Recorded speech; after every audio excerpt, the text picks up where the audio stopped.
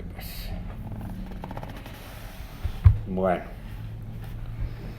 todos queremos caminar bien, ¿cierto? Sí. Todos queremos o creemos que si entendemos que Jesús es el camino, entonces nos toca conocer cómo caminar ese camino. Y ese camino llamado Jesús tiene la característica de que no tiene tropiezo. Es un camino de victoria, es un camino de fe, es un camino de gloria, es un camino, digo yo, maravilloso. ¿Alguien aquí conoce una lindísima autopista? Sí, claro. ¿Eh? De esas autopistas que vas y te la gozas porque sabroso para caminar, ¿verdad? Pues imagínense, el camino de Jesús tiene que ser así, debe ser así, maravilloso. Él nos prometió que nos iba a llevar de gloria en gloria, de victoria en victoria y de fe en fe. Y yo siempre digo, no te va a llevar de victoria en frustración, ni de gloria en fracaso, no, ni de fe en duda o incredulidad, no. El camino es perfecto, el plan es perfecto. Mi experiencia, ¿cuál ha sido? Las veces que yo me choco contra la pared, las veces que hay un túmulo y no lo veo, no es por el camino, sino soy yo el que no lo estoy caminando como es debido. Y les contaba, sí, había hecho un caminito y entonces descubrí esto, wow, Jesús es el camino, y parece ser que tenemos como vallas los rótulos que nos dicen disminuye a velocidad, curva cerrada, pendiente. En todas las carreteras uno ve esas señales que nos ayudan para caminar mejor el camino. Entonces en el camino de Jesús yo creo que también tenemos unas vallas que si las tomamos en cuenta, pero sobre todo las ejercemos, podemos comenzar a caminar como se debe caminar el camino. Porque yo soy de los que sí creo, el Evangelio es sencillo, es práctico, no es complicado. Cuando yo comienzo a creer que ya lo sé, me complico. Cuando yo no tomo en cuenta lo que Dios dejó establecido, me complico. Cuando yo soy de los que puedo decir, no, pero es que yo creo que debe ser de esta forma, o trato de convencer a Dios que me bendiga de esta otra, entonces se complica la cosa. Entonces, quiero hablar de esas vallas, que para mí, escribí 10 vallas, son las más importantes, porque son las que van a estar a la orilla de mi camino, y si las tomo en cuenta y si las comienzo a poner en práctica, entonces ese camino que se llama Jesús va a ser un camino que vale la pena caminar. Y no solo va a valer la pena caminarla para mí, sino va a valer la pena caminarla para todos los que están alrededor mío, porque van a estar diciendo, sí se puede. No te van a oír ni quejándote, ni diciendo, pero esta cosa cuesta mucho, porque definitivamente el Evangelio no es en tu fuerza, no es por mérito nuestro, sino depende de lo que ya se ganó, de lo que ya se venció, de lo que está escrito y de lo que a mí ahora me toca hacer. ¿Okay? Entonces, si hablamos de la primer valla, que dice, medita en su palabra de día y de noche. Hoy decías vos ese reloj nuevo que te dice un versículo todos los días, ¿verdad? Qué sabroso llenar nuestro corazón, tener nuestros pensamientos en lo que la palabra de Dios dice. ¿Cuál es uno de los problemas del ser humano el día de hoy? La toma de decisiones. Malas decisiones, malos resultados. Buenas decisiones, buenos resultados. ¿Ok? Entonces, casi como que una de las primeras vallas en este camino llamado Jesús es medita en su palabra de día y de noche. Es una forma de conocer a Jesús, que es el camino, porque ahí está todo lo que Él nos expone, nos explica, nos dice cómo es su sentir, nos dice qué es lo que quiere para nosotros. Okay. ¿Cómo me mantengo bien en ese camino? Si es en una relación con Jesús, pues en oración. Entonces tengo la valla de la palabra y tengo la siguiente valla diciéndome, tenés que orar. El apóstol Pablo nos dice varias veces en varias de sus epístolas, pues tenés que orar en todo tiempo, tenés que orar sin cesar. Y no es ese tiempo de oración no es hacerlo religioso, ¿verdad? Sino es usarlo para comenzar a tener comunión, relación, intimidad para de veras ocupar nuestro papel de hijos. Recordémonos que el Padre nos arrancó de un reino y nos sembró en el reino de su amado Hijo. ¿Qué es lo que necesito para aprender a caminar el camino? Estar en comunión con el Padre, a través del Hijo, por medio del Espíritu Santo. Entonces ese camino de veras se va a facilitar. No voy a encontrar ni baches, ni túmulos, ni un stop, porque en esto no se puede parar, ¿verdad? Sino voy a tener vía libre para seguir caminando, ¿ok? Tenemos en este camino una tercera valla que dice: tenés que usar tu fe. No solo nos es necesario saber que creo, saber que tengo fe, sino tengo que aprender a usar mi fe. Si no uso mi fe, nunca voy a descubrir lo que esa medida que me fue puesta en el corazón, como dice la palabra, puede producir. Al que cree, ¿qué dice? Todo le es posible. ¿Ok?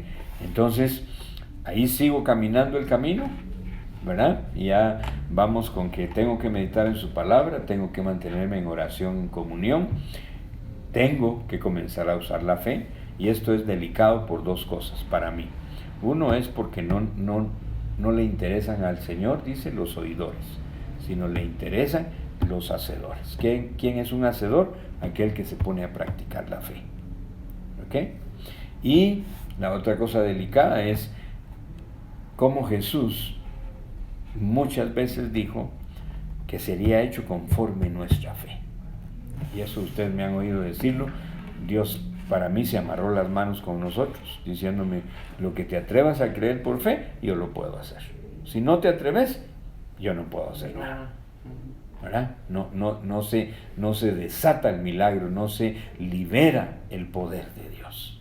¿Ya? Cuando usamos la fe, estamos como soltando el disparador del poder más grande que puede existir en el universo: usar la fe en el Señor Jesucristo.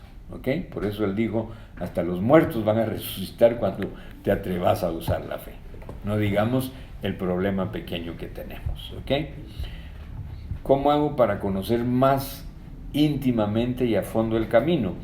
Tengo que aprender que, aparte de orar, que es hablar con Dios, de muchas cosas, de cómo me siento, de mi debilidad, de lo que es mi sueño, mi anhelo o de lo que necesito, está que tengo que ir al lugar secreto. Pero ese ir al lugar secreto de diferente a orar es que en este yo voy para conocer al Señor, para aprender a amarlo y para dejarme amar por Él.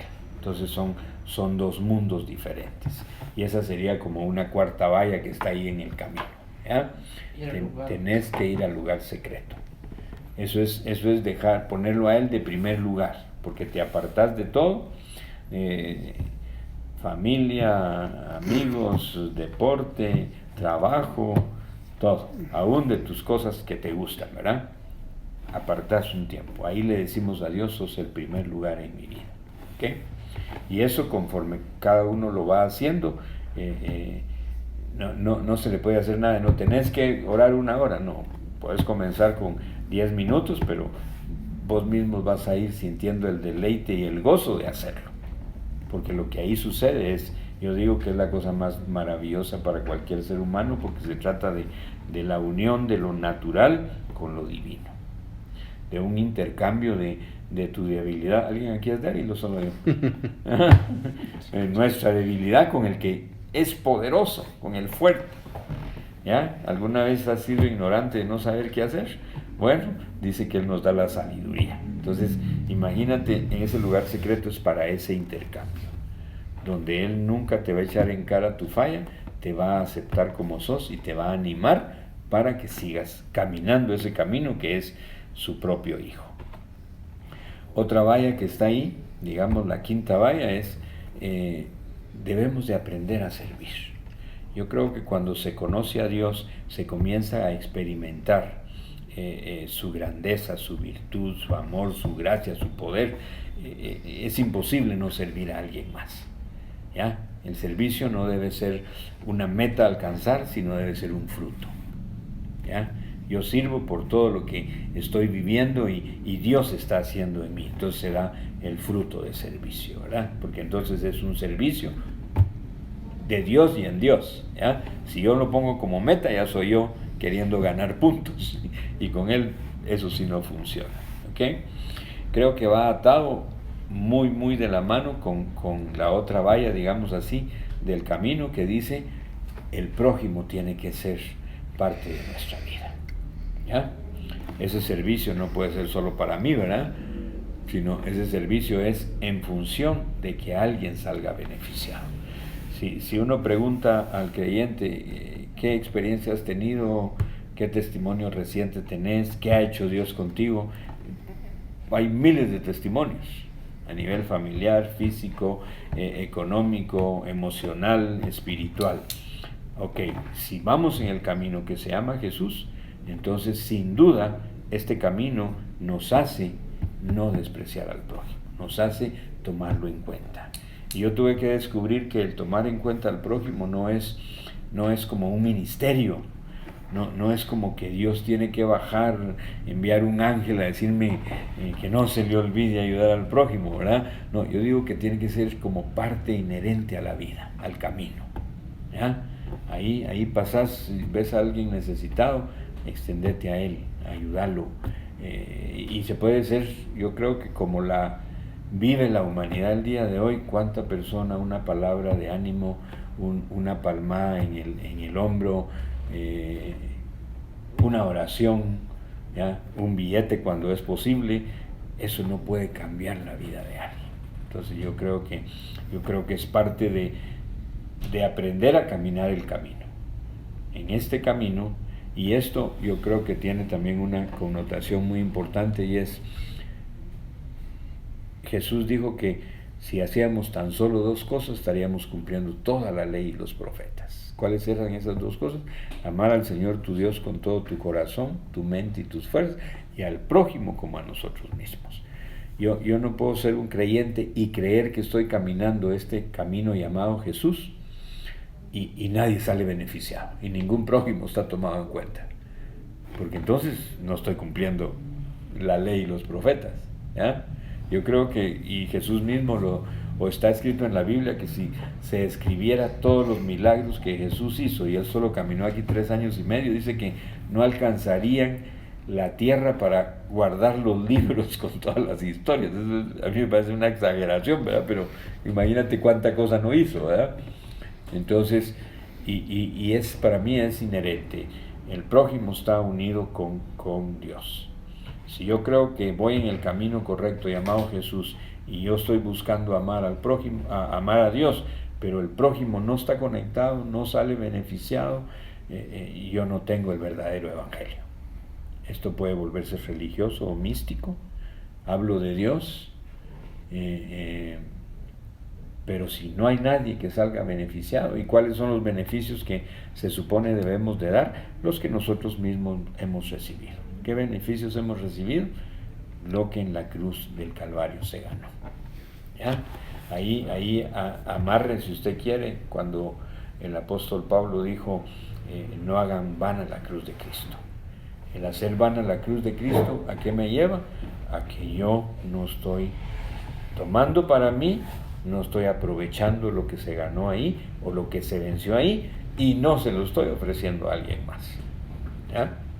Y acuérdense que tenemos, por gracia de Dios, dice que eso nos habilita y nos capacita y nos manda a dar lo que hemos recibido de gracia, ¿ya? Una sanidad, hay habilidad y capacidad en ese que fue sanado para dárselo a otro. Un milagro familiar de restauración, hay habilidad y capacidad dada por Dios para que alguien más salga restaurado. Un milagro económico te habilita y te capacita para desatar eso mismo para alguien que esté pasando por una mala situación, ¿ok? ¿Seguimos el camino? Sí. ¿Seguimos? Ok.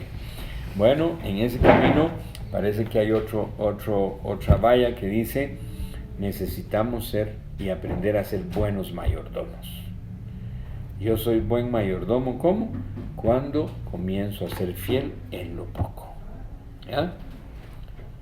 Y el que es fiel en lo poco, ¿qué dice? Sobre mucho te pondré. Yo un día descubrí esto, y no quiere decir que lo crea como yo lo entendí, pero cuando está la parábola del mayordomo infiel.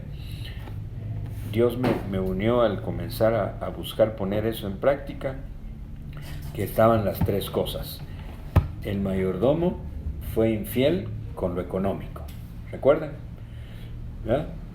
Había hasta alteró las tarjetas de los clientes, ¿verdad? Entonces, porque no estaba manejando bien la cosa.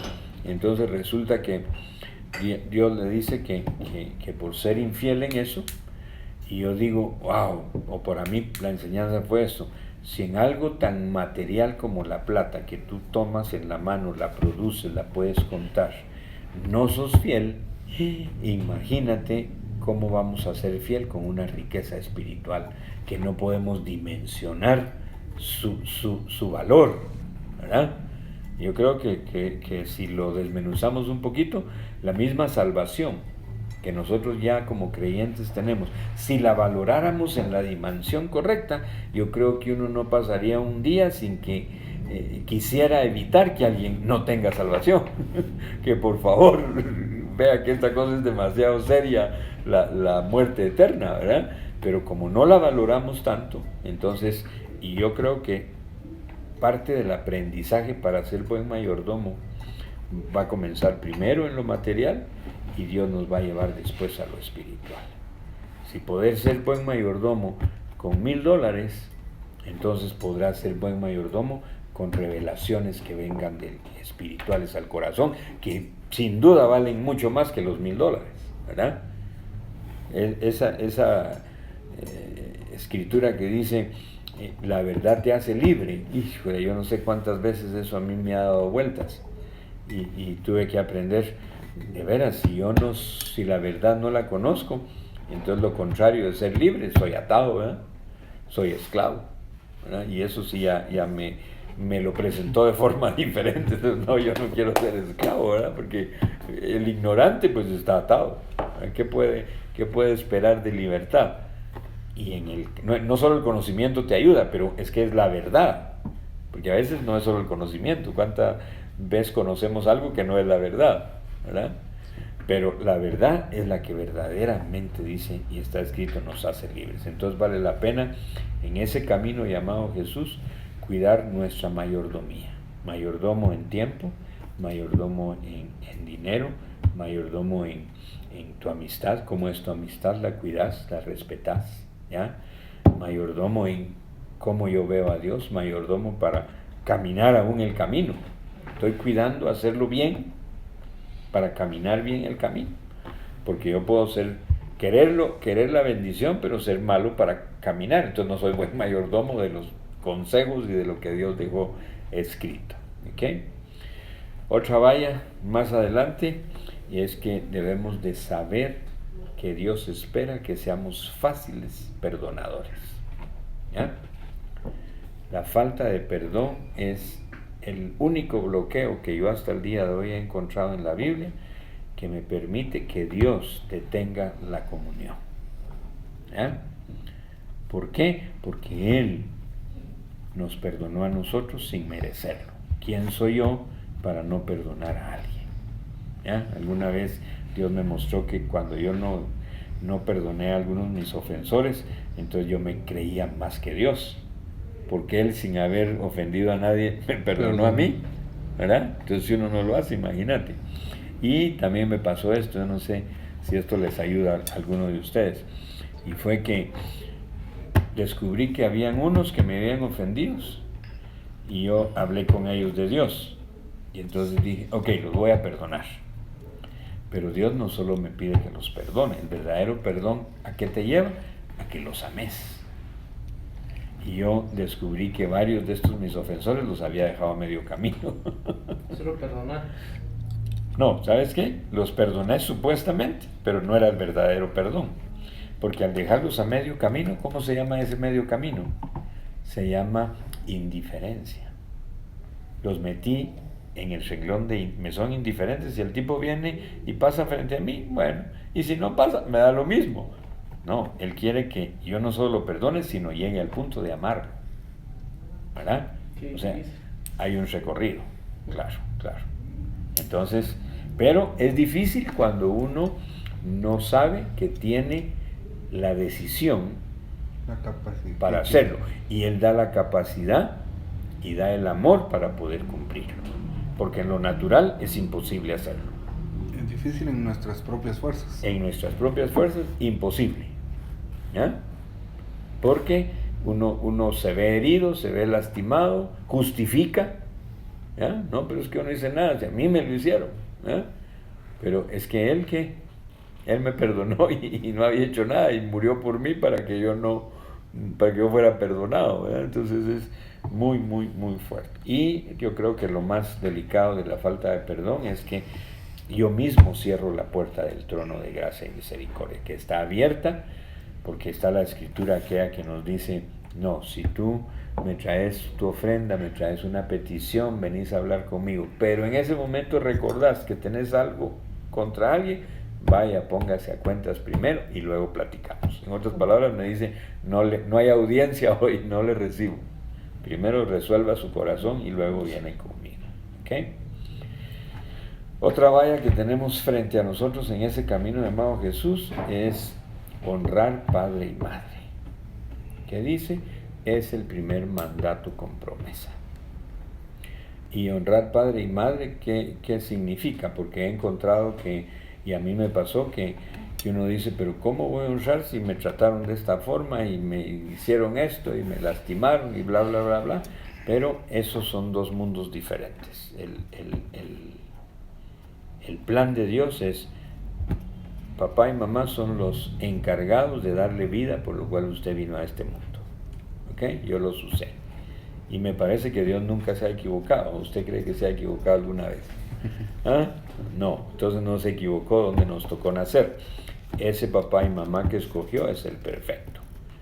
Hay muchas cosas que podemos hablar de eso, cómo vivieron ellos. El ser humano solo se reproduce, si a ellos les fue mal, pues nos va a ir mal a nosotros, pero no es culpa de Dios ni era el plan, ¿verdad? Pero mi trabajo, si ya soy hijo de Dios y estoy en el camino llamado Jesús, es honrar padre y madre, ¿ya? Y honrar padre y madre, hay una escritura que es fuerte en esto cuando le está hablando Jesús a los fariseos que dicen, no, pero es que no puedo agarrar a mi padre o a mi madre porque tengo que diezmar, ¿verdad?